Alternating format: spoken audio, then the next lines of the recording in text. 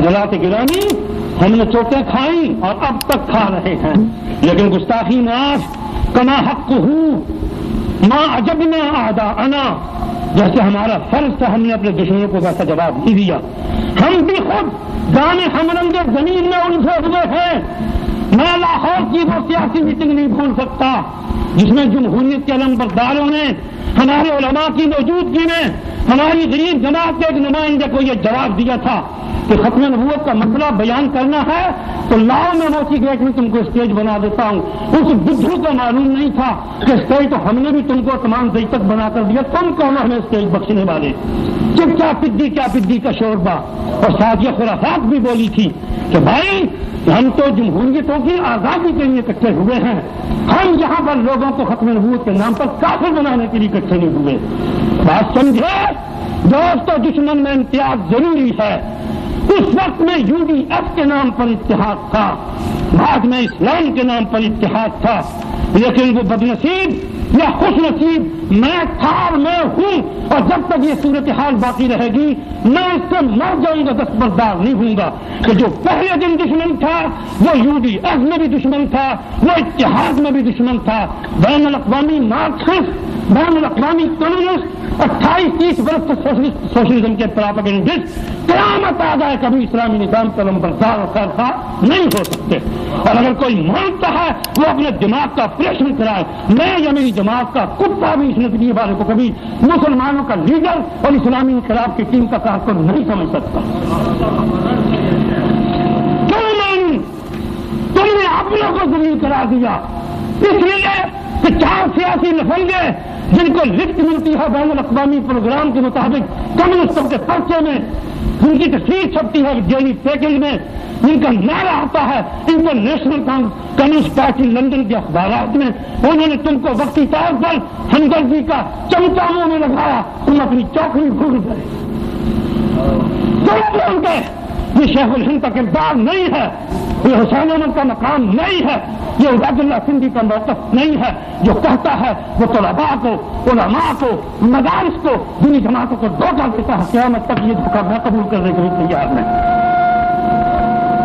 کیوں ہم یہ کہیں عبید اللہ سندھی یہ پیغام لے کر آیا کہ کہیں ان کو اسلام کا غلاف چڑھا کر پیش کرو، جو ایسا کہتا ہے یا وہ پاگل ہے یا وہ بے ایمان ہے۔ بنی خزاعہ کے ساتھ حضور کا حلیفی معاہدہ کیا اسلامی نظام کے نفاذ کے لیے تھا کہ مکے والوں کے مقابلے میں سیکنڈ ڈیفنس لائن کی حیثیت رکھتا تھا؟ آپ بھی اگر فقہ کے ساتھ بازشتہ 8 سال والی کارروائی جاری رکھیں تو پھر دیوبند کے مجاہدوں کے نام پر مجاہدوں والی سیاست آپ کو بھی آتا ہے۔ بس بنائیے بازشتہ 8 سال، عربی سمجھنے والے آپ کے خادم بیٹھے، سیرت النبی حسد پڑھ رہا ہے۔ یہ وہ دور ہے کہ لوگ مکے کے اندر بھی سوشلزم کی جنگ کعبۃ اللہ کے صحن میں لڑ رہے ہیں، کیا آپ کی آنکھیں نہیں کھلی؟ جنوبی یمن کا نیا نکول روسی اسلحہ اور وہاں کے داڑھی والوں کا ایک لشکر جن کو ہمارے یہاں کے داڑھی والوں کی طرح بیوقوف بنایا گیا، ان کو سگنل صحیح ملا لیکن کمک نہیں ملی، وہ مار کھا گئے۔ مہدی کا عنوان جھوٹا بنایا گیا، پروگرام انقلاب کا تھا اور یہ انقلاب رکا نہیں ہے، وقتی طور سے رک گیا۔ یہاں بھی یہی کچھ ہوا ہے، بلا تشبیہ یہی کچھ ہوا ہے۔ یا تو پھر کھل کر اقرار کرو کہ علاقائی لیڈروں کے سامنے تم نے کھڑے ہونے کی طاقت نہیں، ہماری دیندار جماعتوں کے اندر یہ بلبلہ یہ بلبوتا نہیں کہ وہ ایک بے دین، ایک گمراہ، ایک منکر خدا، ایک منکر رسول، ایک منکر صحابہ کا مقابلہ کر سکتے۔ اگر اسٹیج کی دھواں دھار تقریریں صرف ہمیں مروز کرنے کے لیے ہیں تو پھر کافروں کے لیے کون سا ایٹم بم آپ نے چھپا رکھا، اس کا نام لیجیے۔ اپنوں کو مروز کرنا کوئی کمال نہیں، کسی دشمن کو پچھاڑا ہوتا، کسی بین الاقوامی دشمن کو نکالا ہوتا تو ہم سے بھی سمجھتے کہ ہمارا کوئی مورچہ فتح ہوا۔ فتح تو یہ ہوا کہ وہ مرا، وہ مرا، وہ گرا، وحدہ لا شریک لہ، کوئی وحدہ لا شریک نہیں، مفتی کفایت اللہ وحدہ لا شریک نہیں تھا، حسین احمد وحدہ لا شریک نہیں تھا، شیخ الہند وحدہ لا شریک نہیں تھے، تین ورق تھا۔ ساتھیوں کی محبت کے سہارے پر یہ کشتی چلی تھی، دشمنوں پر اعتبار کر کے ایک قدم بھی نہیں اٹھتا۔ کہاں لے جانا چاہتے ہیں ہم کو؟